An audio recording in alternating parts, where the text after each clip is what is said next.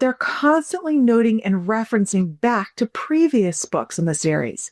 It's like they're building this rich mental library of characters, plot structures, and vocabulary that gets stronger with each book. I'm Jenny Sherson, ex-special educator turned dyslexia interventionist. It wasn't so long ago that I, too, was overwhelmed by balanced literacy versus structured literacy, education speak, and everything in between.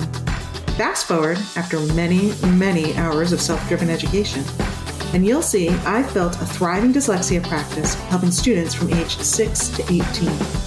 My specialties?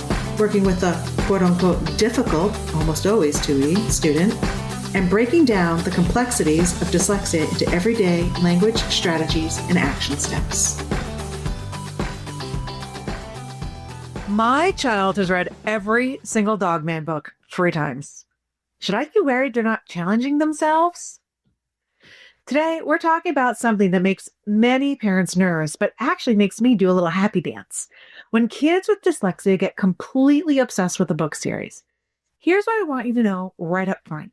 Your struggling reader's addiction to reading the same series over and over isn't holding them back. It's actually building crucial reading skills in ways that might surprise you. In my practice, I've seen this pattern countless times.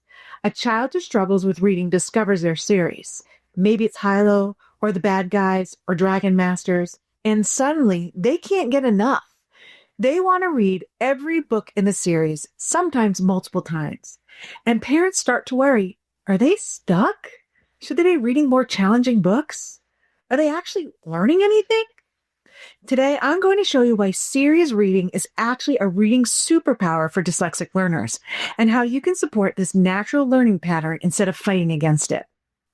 Well, let me tell you about what I see in my sessions. I have students who started with the Hilo series, this amazing sci-fi adventure about a mysterious boy who falls to Earth. The humor is silly and engaging, especially for boys, and it just captures their attention completely. We'll read the entire series together.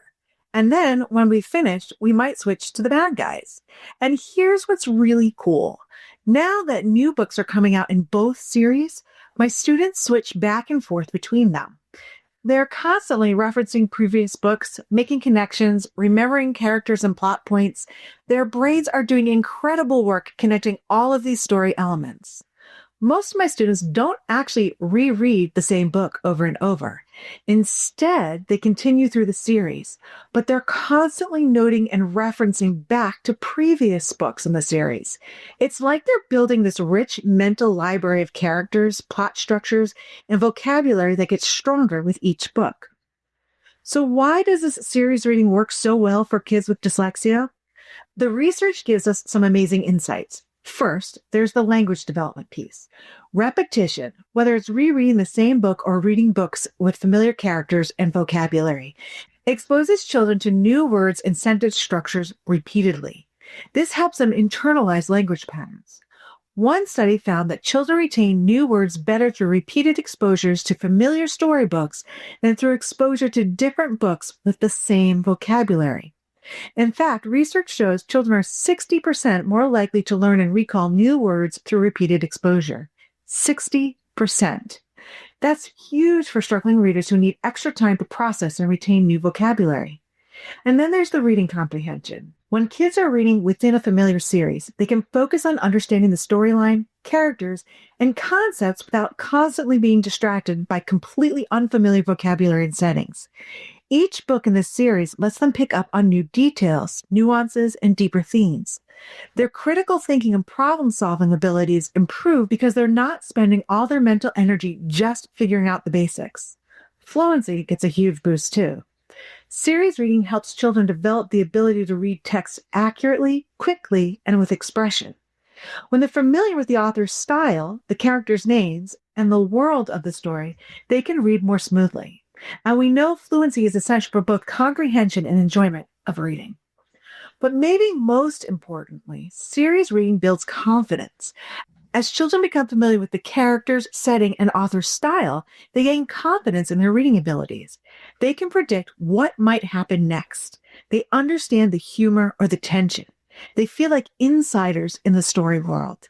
This sense of mastery encourages a love of reading and motivates them to keep going. And honestly, there's something to be said for the comfort and security that comes with reading familiar stories.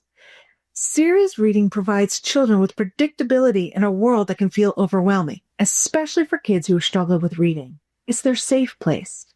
So now I want to talk to you about something really important. It's about interest, not reading levels. And this is key. If you can hook a student with a book that has elements of things they love outside of reading, they will stick with the book that might be challenging for them at times. I have a student who doesn't really read for pleasure. Like, he's not one of those kids who picks up books on his own, but he's a huge baseball fan. I found a book called The Brooklyn Nine that's all about baseball and has completely captured his attention.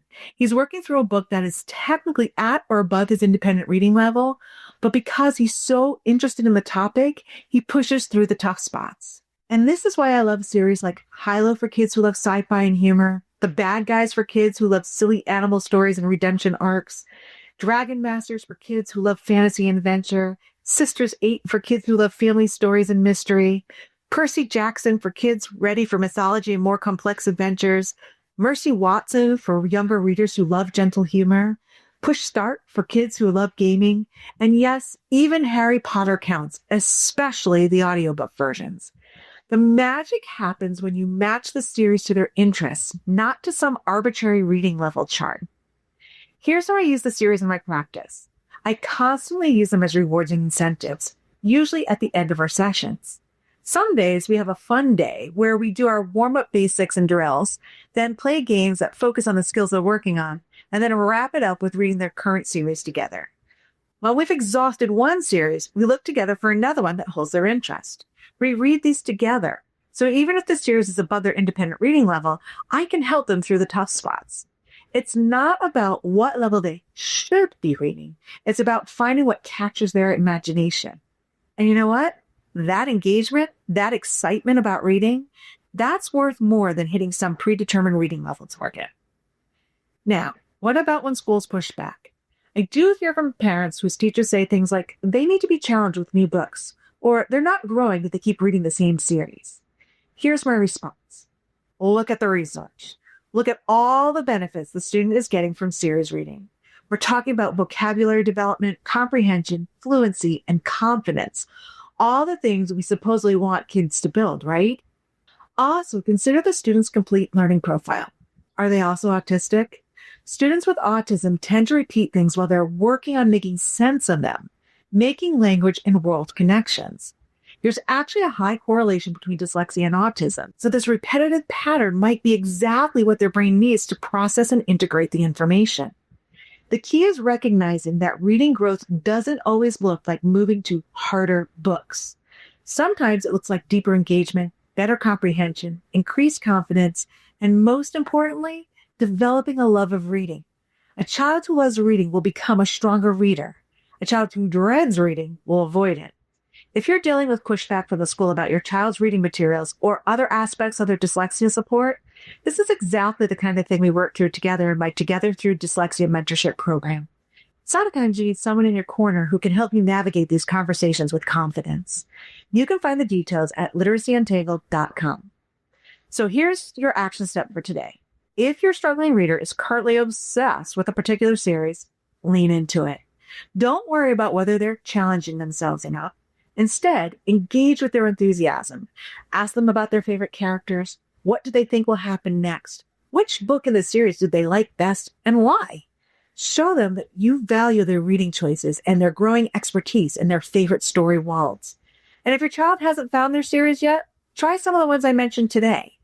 Pay attention to what they're interested in outside of reading. Sports, animals, fantasy, science, humor, and look for series that match those interests. The library is your best friend here. You can try out different series without committing to buying them all. So remember, there's no single path to becoming a strong reader. Sometimes the most powerful growth happens when we honor our children's natural learning patterns instead of fighting against them. Series reading might just be the confidence builder your struggling reader needs to become a lifelong reader. And honestly, watching a child who usually avoids reading get excited about their next book in their series, that's one of the most beautiful things I get to witness in my work, and I love it each time I see it. Until next time, bye-bye. I hope you enjoyed this episode of Literacy Untangled. If you loved this episode as much as I did, head on over and rate and subscribe so you never miss an episode. If you want to continue the conversation or share your takeaways, head on over to our Instagram at Literacy Untangled and comment on your favorite part. I can't wait to hang out with you again soon.